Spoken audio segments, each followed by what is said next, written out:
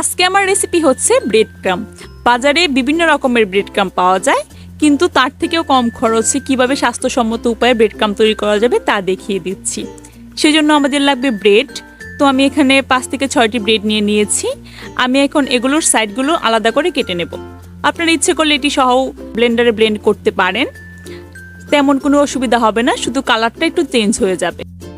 এই orange fruit কালারটি আমি সাইডেরগুলোর সাথে ইউজ করব। তো এখন আমি একটা মিক্সি নিয়ে নিয়েছি। আমার একটা পাত্র আছে যেটাতে হচ্ছে শুকনা জিনিসগুলা ব্লেন্ড করা হয়। আমি ওইটাতে পাউরুটিগুলো ছিঁড়ে দিয়ে দিচ্ছি এবং 30 থেকে 40 সেকেন্ডের মতো ব্লেন্ড করে নেব। খুব বেশি ঝুরঝুরেও করা যাবে না, আমি দেখিয়ে দিচ্ছি কীরকম রাখতে হবে। তো আপনারা এরকম অবস্থাতেই একটি পাত্রে ঢেলে নেবেন। ভালোভাবে দেখে নেন যে কি অবস্থাতে রাখতে হবে। তারপর আমি বাকি যেই পাউরুটির সাইডগুলো ছিল ওইগুলা দিয়ে আবার ব্লেন্ড করে দিচ্ছি। ওটা দিয়ে আমি ফ্রুট কালার ইউজ করে কমলা কালারের একটা ব্রেড ক্রাম্ব তৈরি করব। তো আমার এটাও করা হয়ে গেছে, সেমভাবেই কিন্তু আমি এটাও করে নিয়েছি। এটা আমি এখন একটি পাত্রে ঢেলে নিয়েছি। আমি ফ্রুট কালারটা চুলায় ব্যবহার করব। আপনারা ইচ্ছে করলে যখন ব্লেন্ড করবেন তখনও কিন্তু ফ্রুট কালারটা দিয়ে দিতে পারেন। তো এখন আমি চুলাতে একটি প্যান বসিয়ে দিয়েছি। এখন আমি প্রথমে সাদাটা তৈরি করে নিচ্ছি।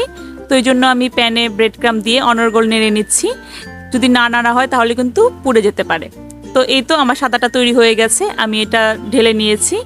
এখন আমি কমলা কালার যেটা আছে ওই কালারিংটা দিয়ে তৈরি করে নেব। আমি এখানে যে লিকুইড ফ্রুট কালারটা আছে ওইটা ব্যবহার করেছি। তো এটা ব্যবহার করার ক্ষেত্রে কিন্তু মিশাতে গেলে একটু সমস্যা হতে পারে।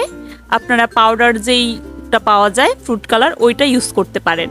তো এই তো এটা দিয়েও সেমভাবে মিডিয়ামের থেকেও লো আছে রেখে অনর্গল নাড়তে হবে। আমার 2টি ব্রেড ক্রাম্বস রেডি হয়ে গেছে।